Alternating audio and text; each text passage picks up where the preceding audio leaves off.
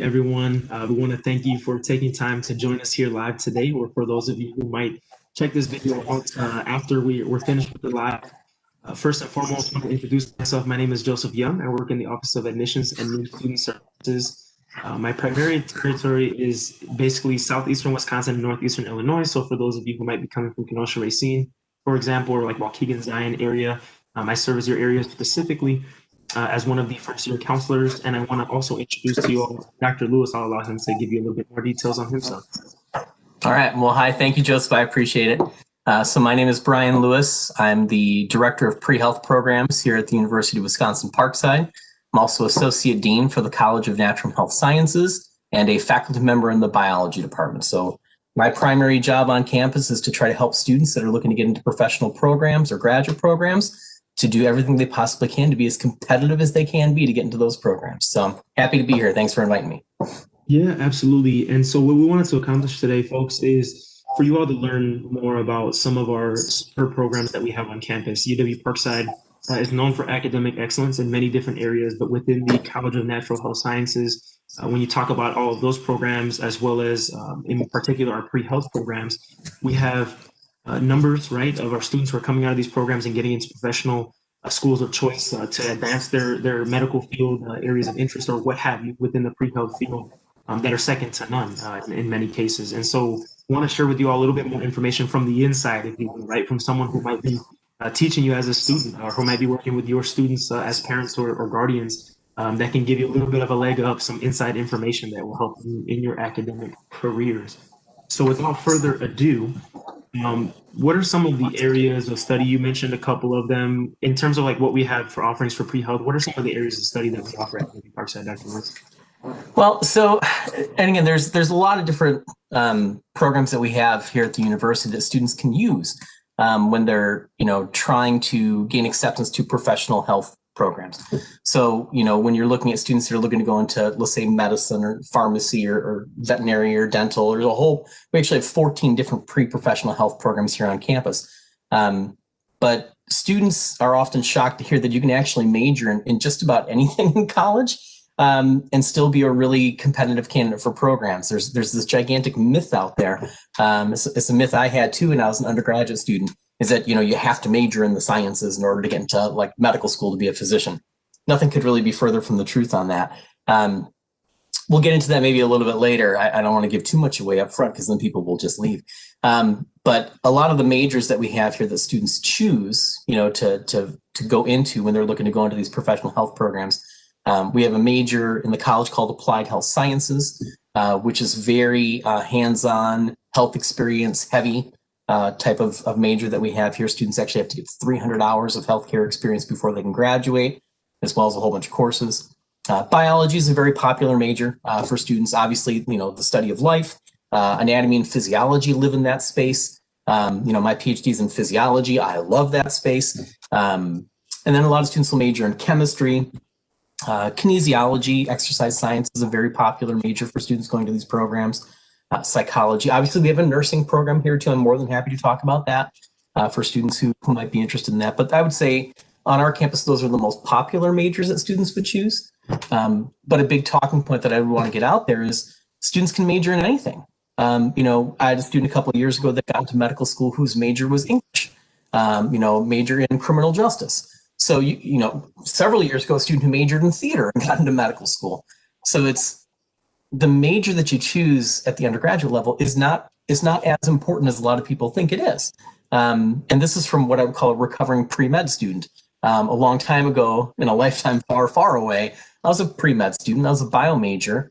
Now, I loved bio, but part of the reason I was doing it is I really thought I had to. That it didn't make sense that someone who wanted to major in history could go to medical school. But those medical schools really just kind of care about, do you have the right prerequisite classes, good grades, good test scores, lots of experience.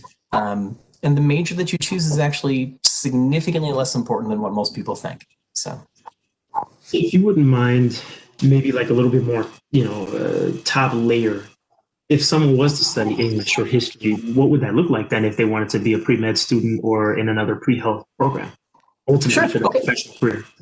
Yeah, I'm happy to do that. So let's say again, I think that's great. Let's say you want to major in English, right? You have a strong passion for English. You've always loved literature. Maybe you love writing. And that's just something that you have great passion for. So yeah, if you're going to go to college somewhere, and we all hope you do, we hope it's at Parkside, but it doesn't have to be. But if you go somewhere and you want to major in English, but you still want to go to medical school, then again, number one, I'm just going to say this again and again and again, then major in English.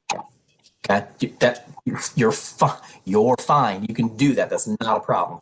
But if you're looking to go to medical schools are going to have a set of what are known as prerequisite science classes that all students have to take, regardless of their majors.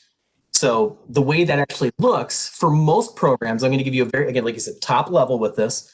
You have to take 1 year of college biology. So it's 2 semesters of biology in college. For those of you who are out there who are doing AP classes or IB classes, those will count. If you get college credit for your intro-level bio courses, medical schools don't have a problem with that. Nobody has a problem with that. You'll have to take 1 year of general chemistry, so like Chem 1, Chem 2. You'd have to take another year of general organic chemistry, so organic Chem 1, organic Chem 2, all those have labs. You'd have to take a course called biochemistry, which is it's a hard course, but you'd have to take that to qualify for those programs. You would need 1 year of college level physics, so physics 1, physics 2. Math, you normally need like statistics and maybe trigonometry. But in terms of your hardcore science classes for med school specifically, that's pretty much it. Which a lot of students are kind of shocked about. For example, most medical schools, there is no requirement at the collegiate level for anatomy and physiology. I know, but those programs don't require that. Do I think it's a good idea maybe to have some of those courses before you go to medical school? I think it makes a lot of sense to do that. But sure. In terms of formal requirements, and I know that probably sounds like a lot of classes, but for a bio major on our campus, students need to take about 14 classes to finish that major. How many of those classes do you really need to take as prerequisites for medical school? 3 or 4. So again, if you're going to major in biology, really the reason to major in biology is because you love biology. Because you're going to take 14 biology classes, you only need 4 to qualify. So you better love biology if that's your major. The reason to major in biology should not, nor ever could it really should be, because I think that's going to help me get in. That you got to get that mindset away. That is not true. Major in what you enjoy, major in what you have passion for. Work with your advisors on your campuses, the pre-health advisors like me. We will help you figure out what courses you need to take to qualify for those programs. But yeah, it's an illusion. It is wrong. It is not true at all. I encourage you also not to believe me. Contact some programs, ask the same questions, get yourself informed with that. You guys don't know me. I promise I'm not lying. But yeah, major in whatever you want. Just a really quick fun fact, and then I'll move on and shut up to the next one. Last year, the #1 area for major for students to get into medical school was actually physical sciences, so physics and chemistry. The #2 area in the country last year was mathematics. The #3 area was arts and humanities.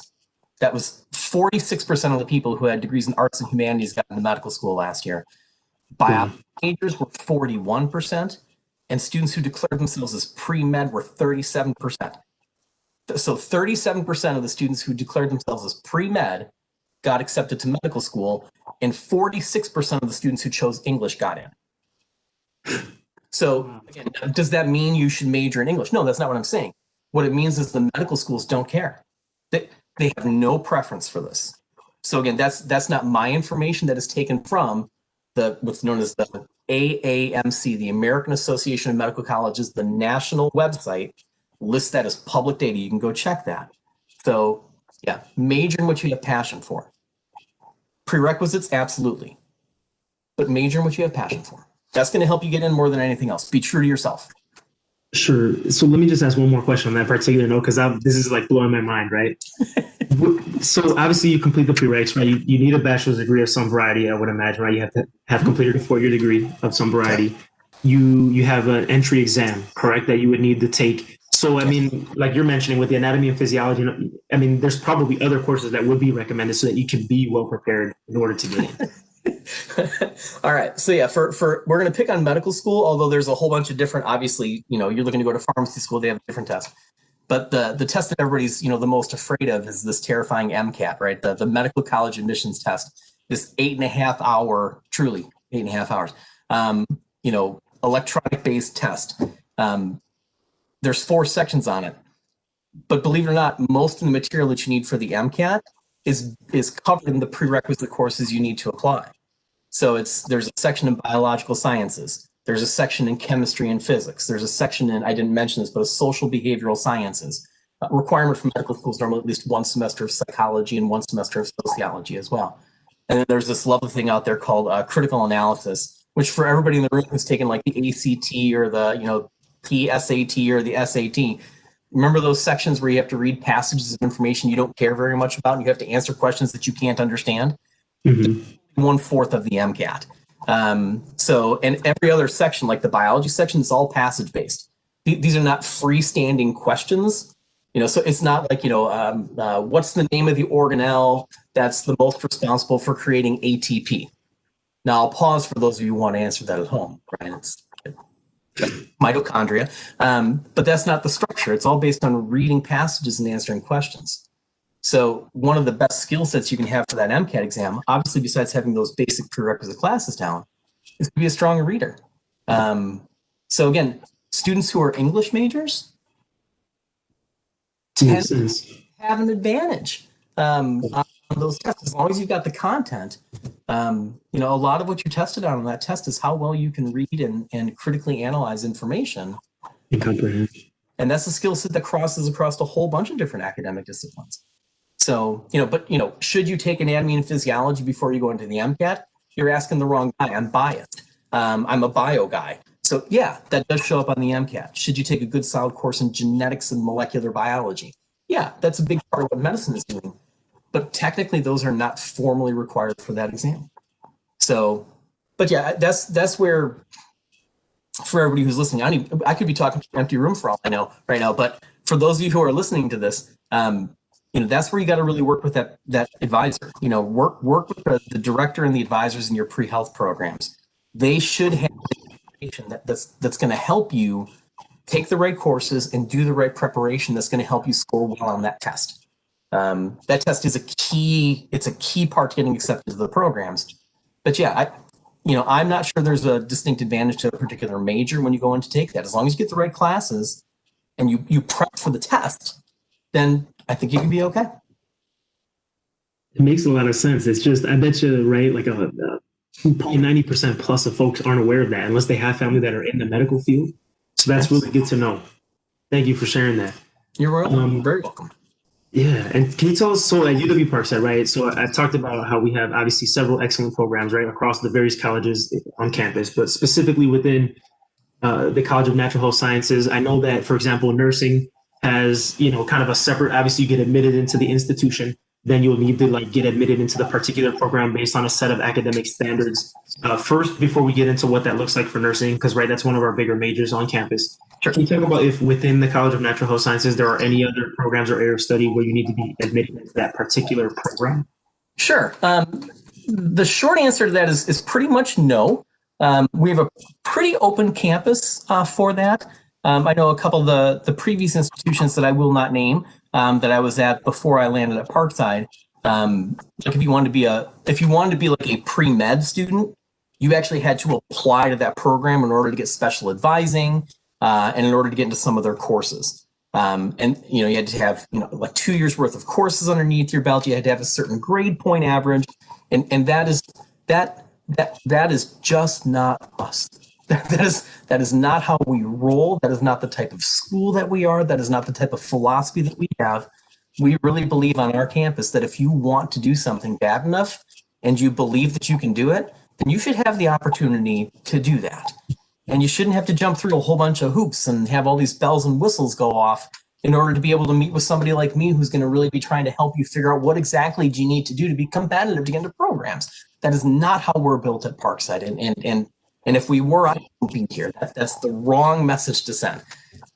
So we have a lot of different majors on campus. The only one that really has that level of prerequisite at the undergraduate level is going to be the nursing program. And that's because you're getting a degree at Parkside. It's a consortial program between us and UW Milwaukee. Joe, I know you know that. But that's a program where it leads to a professional licensure by the time you're done with your bachelor's degree. And because of that, there is a more competitive nature to that program. You do have to apply. There's a limited number of seats available because those students, once they get accepted to the nursing program, they go through as a cohort. And there's a limited number of spots that are available because those students need to get, their externships. They need to go out and get their clinical experiences. And there's only so many spots that are in our community so we can't have that as a wide open door because we'd overwhelm the system and then a whole bunch of students aren't able to get their clinical placements and now they're not graduates. You can't do that to them. But our other programs on campus are pretty open policy with that. So if you want to, I'll just pick another one. If you want to come to campus and be a geosciences major, then welcome to the geosciences major. That's totally fine. You can do that. So within all the programs that we have, applied health sciences, biology, we have chemistry, environmental studies, geosciences, math, physics, kinesiology, sport management, again, nursing. All those are, again, besides nursing, those are all open programs.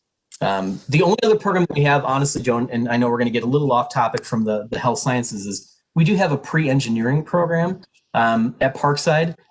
We don't have the engineering program. This is another that we have with Milwaukee. So for students that want to go into like mechanical or electrical or industrial or, biomedical engineering, they would come to Parkside for 2 years, take their prerequisite classes. And if they get a 2.75 grade point average, which is actually just slightly above a B- average, they're actually guaranteed acceptance into the engineering program of their choice at Milwaukee. So again, that's another program where you kind of have to apply for it, but a 2.75, while it's still a high grade point average, that's a B- average. That's a pretty low threshold to get accepted to an engineering program.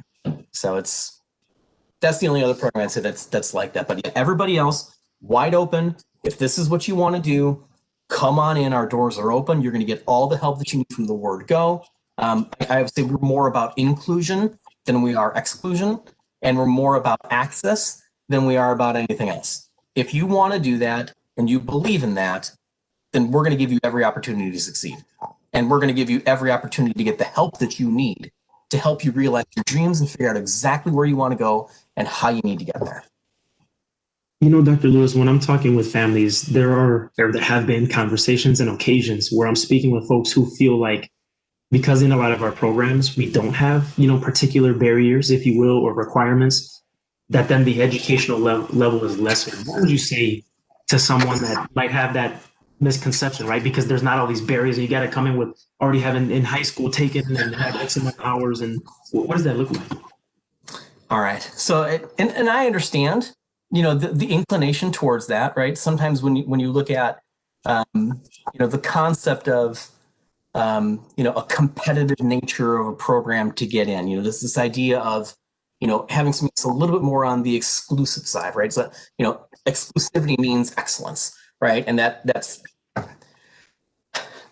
I have a fundamental issue with that.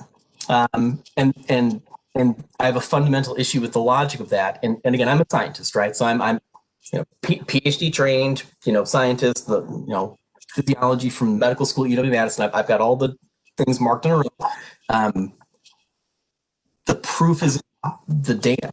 It is in the results. And so here's my answer to that question formally. UW Parkside in our pre-health program has a success rate of 90% of students who've applied to professional programs who get into professional programs. I wrote this down just to have this, right? So over the last 20 years, which is how long I've been here, we've had 770 students apply to professional health programs and 689 have gotten in. That is a 90% acceptance rate of students to programs. People are always asking about medical school. So I've got that here for you too. Again, I'm a science research nerd. So I've had 151 students over the last 20 years apply to medical school. Now, again, for everybody listening, we're not big. Okay, Parkside is small. It's small by 4,000, right? Small for a reason. That's right. And I will tell you, to everybody who's listening right now, I'm also not going to apologize for that. We are not UW-Madison. Love that school. We are not UW-Milwaukee. And you're darn right we're not. We're UW-Parkside. Okay, and this is something that we're proud of. We like the smallness. We like the small size and the individual attention you get with the public school price tag. So, but I digress. 151 students have applied to medical school since I've been here. 136 have gotten in. So that is 15 students in 20 years total that have not gotten into medical school. Again, that is a 90% acceptance rate. The national average is 41. So let's let that sink in for a second. Okay. Last year, 53,042 students applied to medical schools and 21,000 got in. That's 41%. At Parkside, 151 have applied and 136 have gotten in. So for the people who think that you have to have an exclusive program, it's got to be, rigorous. You have to have a 3.9 Western special or advising. Harvard or one of these That's right. Ivy schools or something like that. Then I'm going to tell you that the research that I have, which is all about human beings and students who care a great deal about what they're looking to do and have great passion for the fields they're getting into, I would say that weighs a lot more than having a grade point average that allows you to get exclusive privileges to get into programs. 90%, guys, 90%. We don't have it at Parkside. You don't need it. It's not the school that gets you in. It's you. It's the student that gets themselves into the programs. The school that you're going to has to be the school that you feel comfortable going to, the one that you're going to feel you're going to get everything that you need to help you get where you want to go. And again, to me, the proof is in the data. I could make this an exclusive program. Why? Why would I do that? Why would I limit a student's ability to achieve their dreams and their goals? We give them a huge amount of advising. It is an intrusive model, man. I'm on them from the word, I'm on them from high school all the way through. There's nowhere to hide. We're a small campus. But if a student wants to do this and they really want to go to medical school, they really want to go to pharmacy school, then go. Then don't worry about it. We'll worry about it, but don't worry about it, right? It's fly casual. The idea here is if you want it bad enough and you're willing to do that, then let's work on getting it done. And I don't think you need to have a certain grade point average to get that there. Have the right attitude, have the right drive, have the right passion, have all the right reasons. That's what you need. And if you don't have that, you're not getting in. That I know. That I have seen. You can learn how to study. You can major again in whatever you want. Okay, you can spread out all your prerequisites so you're taking one science class per semester for 8 semesters and still satisfy the requirements you need to get into medical school. If you want it, you can do it. And who am I to stand in the way of that?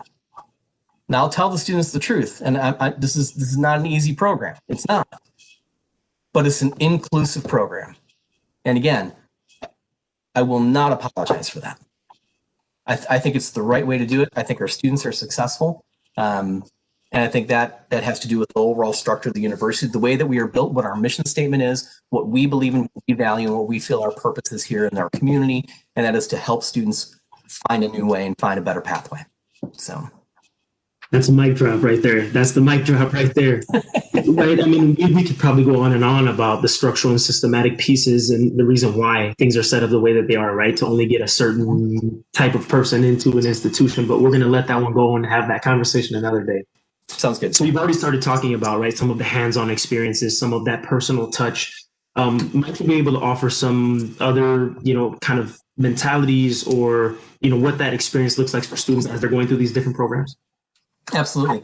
So we'll start with this. Again, if you're self-identified as a pre-health student, you're stuck with me and my staff the entire time that you're here. I'm sorry. Again, I won't apologize. I'm not sorry about that. So we want our students, once they come to the university identifying with that, they're going to come meet with their professional advisors right away, because you need to hit the ground running on this from the word go. So those students that are self-identifying as pre-health, we're going to give you, again, this intrusive level of advising from before you sit for on campus. It's just the way that it's going to be. And you are going to get a lot of attention. So if you're looking for a school where you can just be a number and you can hide in the shadows and no one's ever going to know who you are and things, pick a different school, guys. Pick a different school. That's not going to happen here. This is my program. and I'm going to know who you are. So we're going to help you pick out, and this is crazy, but we're going to help you pick out every single class you're ever going to take at the university. From orientation, you guys are going to come to orientation. If you're coming to Parks, and I'm going to be in the room. and you're going to be meeting with me, and I'm going to help you pick out the classes. Whether it's virtual, we did it that way, or whether it's in person. Doesn't make any difference. I'm going to be there. And I'm going to help you pick out those classes. If you want to meet up before you come to Parkside to plot out what your classes are going to look like for the next 3 years, then send me an email and we'll meet before then. We'll plot your whole plan out before you get here. So we're going to help you pick up every single class that you're going to need for not only your major, but for the programs you're going to get into. We're going to do that frequently. We're going to do it all the time. I'm going to meet with you a lot. I'm going to help you get experiences. So a lot of you who are looking to go into healthcare experiences, you might already have some experiences, which is great. Continue to get those experiences. You can get those in high school. They will help you. But when you're coming to Parkside, I'm going to give you a lot more of those opportunities. You need a lot of shadowing. You need a lot of healthcare experience. And part of my mission from being at the university for a while is to try to make that easy for students to get. So in some of the classes that I teach, this is going to be mean, but it's not mean. Again, I'm not going to apologize. I'm going to make you get experiences for the class. I'm going to make an assignment. I'm going to grade you on it. And you're going to have to do a reflective paper about what it meant to you and how it shaped what you're looking to do. And you'll do that as a freshman. Okay, that experience is infused throughout the entire program and throughout the entire time you're going to be at the university. Because honestly, you can go through the classes and that's great. You could be a good student until you actually go out there and really try it on. I'm not sure students really know exactly what they're getting themselves into. So, to me, experience is, going out and getting that shadowing experience, going out and getting those internships, those volunteer hours in those clinics and those hospitals and, the free clinics and the community health-based areas. Those are really critical because to me, the classes are great. You can be a good student. I was a good student too. It wasn't until I was, really working with patients on a regular basis that I actually saw what medicine was supposed to be. And really start, when I was in a room, I'm not going to go into a lot of details, in a surgical space, because I was pre-med, right? And I wanted to be an orthopedic surgeon. When I was in my first surgical space, and I'm just going to loosely say, streams of fluids came out of things without me knowing it was going to happen. There's no way you can simulate that. You can't read that in a book. You can't watch that on YouTube and know what it's like to be in that space. And that is how you start to figure out, is this something I really want to do for the rest of my life? And so, college is not just about your academic education. It's about your life education. It's about your career education. And I think some of those hands-on experiences that we're going to give you at an early period here at Parkside, and we're going to persist all the way through.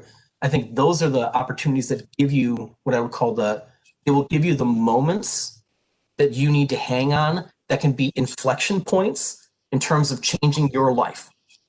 I'm going this direction, I'm going this direction. Now you got an experience and that changes it. And now suddenly you're on a new pathway. But based on those experiences, positive or negative, you have learned something about what is important to you and what you want to do. And it's those oftentimes what I'll call those quiet moments when you're with a patient that help define, why are you doing this? And put yourself through to get there. And those are things you cannot get in the classroom. Yes, you can have aha moments. I love teaching. I love those breakthrough moments for my students. But there is nothing like, and I'll give you a personal example, there is nothing like you being in a room on a graveyard shift as a CNA in an orthopedic recovery floor, working with a patient who is combative and clearly in the throes of dementia. There is no substitute for that woman reaching over and touching your hand at 3 o'clock in the morning and saying, I know you're trying to help me. I'm sorry for the way I'm treating you. Now, that to me happened 30 years ago. That moment will live with me forever. And those moments teach you lessons. And so you have to get those experiences right now. I know I'm on a little bit of a tangent, but I'm going to help you get those experiences. So we're going to work on your classes. We're going to work on your majors. I'm going to help get experiences. When you guys are getting ready for your tests, I will help you prep for those. Okay. They're big and they're scary. Okay. Let me help you. I've taken them. I've done them before. I will help you. It's free, by the way. It's a terrible time period. So do it on Friday afternoons, late afternoon. It's a terrible time to do that. But I know you don't have classes, and I know if you want it, you'll be there. So I'm going to help you with the application process. I'll help you research the schools. I'll help you do with the interview prep. There's literally no part of this process that I'm not going to be a part of, and my staff is not going to be a part of with this. So again, so in terms of what we do, it's hands-on all the way through. I'm really trying hard to create a very small private liberal arts experience at a public university. So again, we are small. And if we were big, I couldn't do what I'm doing. So you are going to get individualized attention. This is not a clutter type of program. This is a program where you better come ready to go, and you better come ready to work. Getting into these programs is not, that 90% doesn't happen magically, right? There's a lot of hard work. I can help show you the pathway. You still have to walk the pathway, and I'll be there, but I'm on the side. The students are driving. I'm the passenger. I can help you do that, but it's your turn. I already had my shot at that. I already walked down that pathway. I know where I'm going. I can help you get there, but you still got to walk it. And so I don't know if I'm answering your question at all with that, but that's what we do. It's absolutely 100%. And I mean, right, like you said, that it doesn't happen by magic, right? That 90% is the result of intentionality, right? Of a specific structure and setup to put these students in the position so that can be the case. So that makes a lot of sense. I mean, that's a segue into our next question, really, which is like, right, what sets our programs apart? You know what I mean? Like, what you're talking about, the hands-on experiences. I mean, I can't tell you the number of people who I've talked to that are, let's say, pre-dentistry. I have a friend that was pre-dent. He didn't start getting hands-on experience until he was an upperclassman and decided that he hated staring into people's mouths all day long. Yeah. So, what sets our programs apart?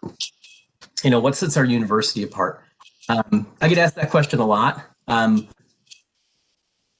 If I'm being truthful, I'm not sure. I'm not sure what it is. I'm tempted to say it's the students. We try to provide an environment on campus that's open, welcoming, honest, and supportive. To me, this isn't a job. It's never been a job.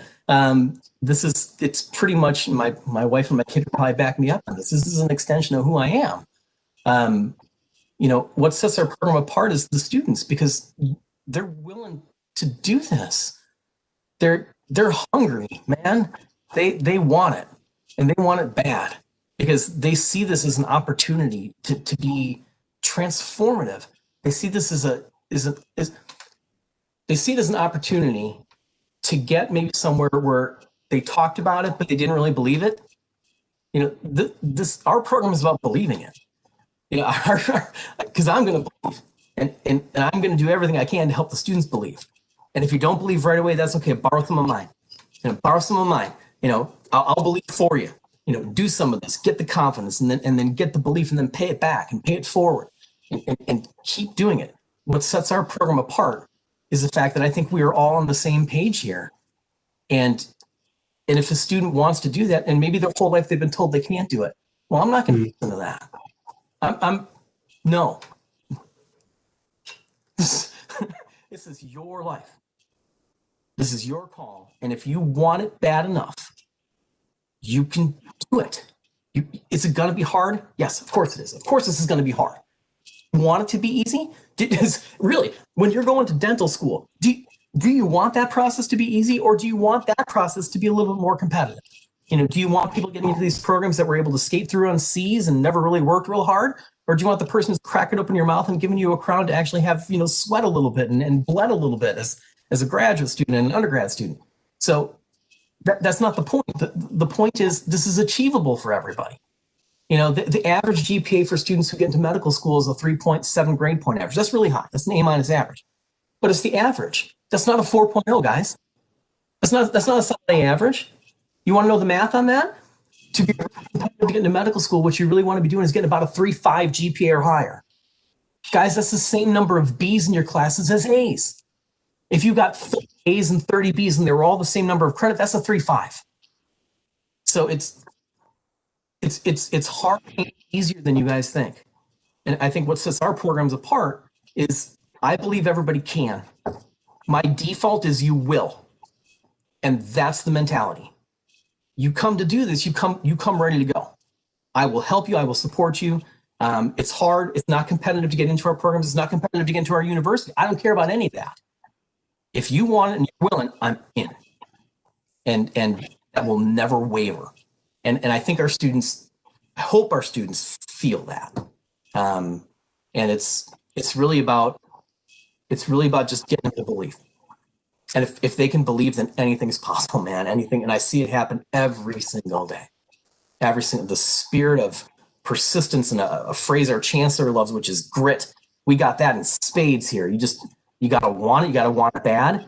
And yeah, you're going to stumble. Yeah, it's going to be a struggle. Yeah, it's going to be hard. Yeah, it's going to be sacrifice. Yes. Now what? Okay, so now let's take all that away. How bad do you want this? And we'll help you. And I can talk for several hours on this subject. So, and I mean, right, we know that nearly 60% of our students are first gen, right? So they already are coming to the table with a certain level of resilience, a certain level of grit, right? As you just put in, as Chancellor puts it, this is the population that we serve, right? We know we have people that have been told that they can't do it, and that's why they don't have the belief. We know that we have students that are coming from all walks of life and all sorts of different backgrounds. And I think, in a broader sense, absolutely. That's what makes it's our students, 100%. It's our students. And I think, if I can say, right, as a former student, it's individuals like yourself, like Dr. Evan, who I had, that noticed that I was losing some weight and that I was hungry, right? Because my meal plan ran out. Right, like there's that personal relationship that you have, and it's not so that the professor can get all over you and hate you and mistreat you. It's because you all care, right? Yeah. You care about the work that you're doing, and you want the students to succeed. Yeah. So it's key. It's really, really key. And again, at a larger institution, you want to be a number. That might be for some people, right? That might be the absolutely best. Right, that could be the experience that you want to have. Be at a school with 40,000 plus students, where your advisor may or may not actually remember your name. They just know what your academic report looks like when they pull it up 30 minutes before your conversation. That could be the case. I'm not bashing that system. That could be what you want to do, and that might be the best place for you. But please know that if you come to Parkside, right, everything that Dr. Lewis has mentioned, this is the way that we work. This is the care that we take with our student population. Dr. Lewis, we're going to wrap ourselves up here. Last question. If you were to give, elevator pitch, 30 seconds or less on, advice to a student who might be thinking about coming to UW Parkside and CNHS or in pre-health, what would you tell them?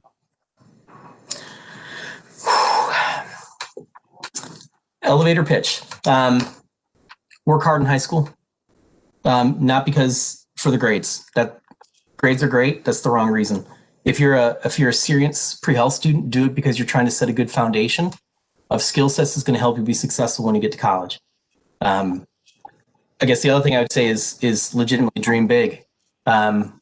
Anything is possible in front of you, everything. And if people are telling you it's not, they're wrong. They are not you. You have a voice. It deserves to be heard. It deserves to be spoken, and it deserves to be taken seriously.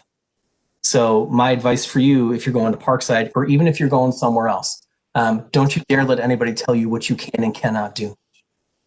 You do what you feel is in your heart to do, what you feel is the right thing to do, and you seek out people that are going to help you get there. Because you can do whatever you want. You come to Parkside, I will be there, again, for better or worse. I will believe in you. I will never stop believing in you. I will never stop pushing you.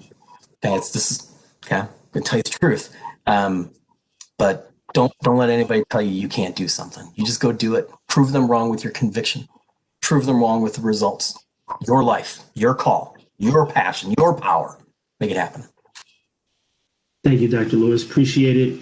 Appreciate your time. Appreciate your wisdom and the knowledge that I know a lot of these students and families are really going to be able to take advantage of and utilize. Folks, in terms of looking forward, we have several other events and conversations that are going to be coming up. We have break that's fast approaching, but once we get into January, into the spring semester, we have a lot more things to look forward to. Please check out University of Wisconsin Parkside, uwp.edu, our website. Check our landing page for our various different virtual events that are coming up. A lot more really great information. Thank you again, Dr. Lewis. Thank you to our marketing team for getting us on social media here and putting in all the work that they do on a day-to-day basis. We look forward to seeing you all again very, very soon. Have a good evening. Thank you, guys. Appreciate the time. Happy holidays, everybody.